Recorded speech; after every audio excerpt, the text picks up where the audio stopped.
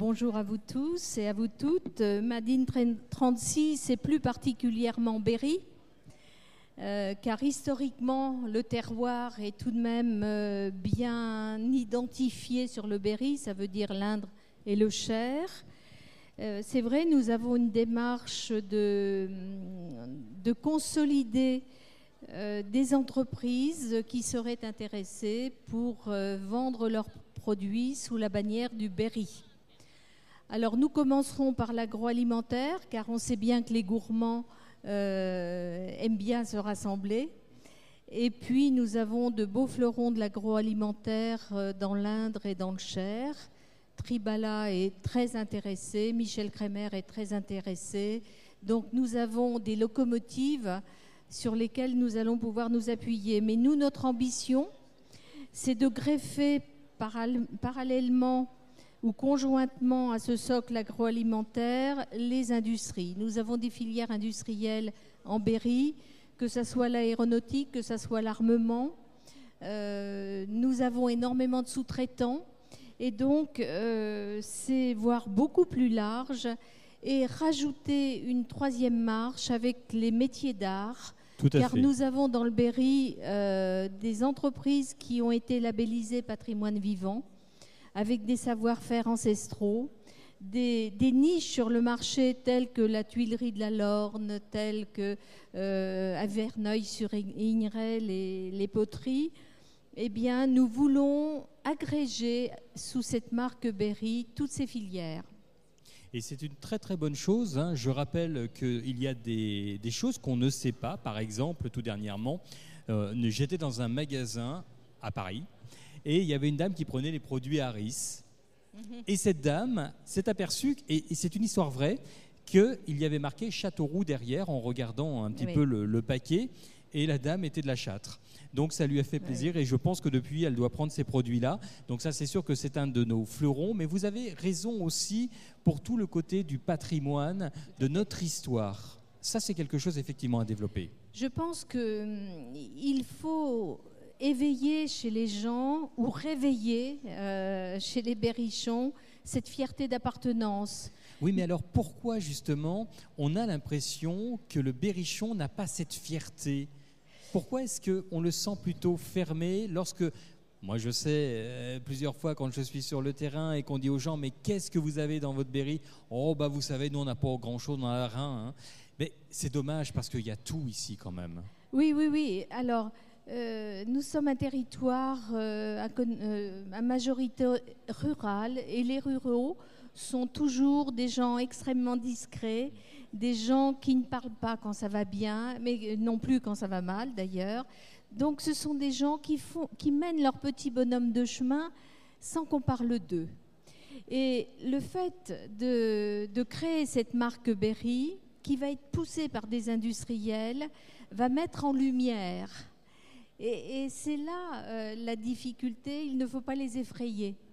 Comprenez ce que je veux dire ? On y va doucement mais sûrement. Pour vivre heureux, vivons cachés. Et on voudrait dire maintenant, ce n'est plus vrai. Pour vivre heureux, et je dois dire que dans ce territoire du Berry, on vit heureux. On a la chance d'avoir de l'espace, on a la chance d'avoir une qualité de l'air, une qualité de l'eau. On a de l'espace pour construire. Et bien maintenant, il faut afficher cette fierté. Et l'heure est venue.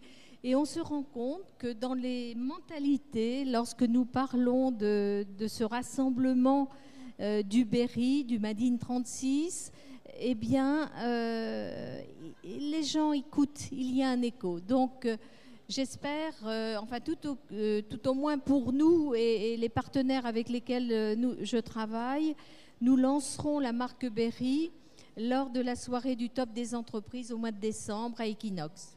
C'est une très bonne chose. Alors, Paulette Picard, avez-vous goûté le Berry Cola ? Alors, non, je n'ai pas goûté le Berry Cola, mais je connais bien ses parents. J'avoue que je ne suis pas trop boisson pétillante. Moi, j'aime bien le petit rosé ou un petit reuilly. Vous en avez un là de reuilly, justement. Et donc... Mais j'irai les voir et je goûterai le Berry Cola. C'est une excellente initiative. Là aussi, quand nous cherchons tout de même comment dirais-je, des noms pour le Berry, on se rend compte que Berry est dans beaucoup de connotations anglaises, anglo-saxonnes. Oui, bien sûr. Mais après, il faut faire attention au dépôt de la marque. Il faut faire attention au cahier des charges, car nous ne voulons pas créer pour les entreprises des contraintes. Donc, on va plus s'orienter vers une marque que par un label. Un label, il faut répondre à des critères, il faut payer pour avoir ce label, et ce n'est pas notre objectif, c'est rassembler les gens, les industriels, les chefs d'entreprise sous une marque. Paulette Picard, présidente de la CCI, on vous remercie beaucoup déjà de votre présence et de nous avoir parlé aussi bien de ce Made in 36. Et d'ailleurs, nous vous offrons une petite dégustation des pâtisseries Michel Crémer.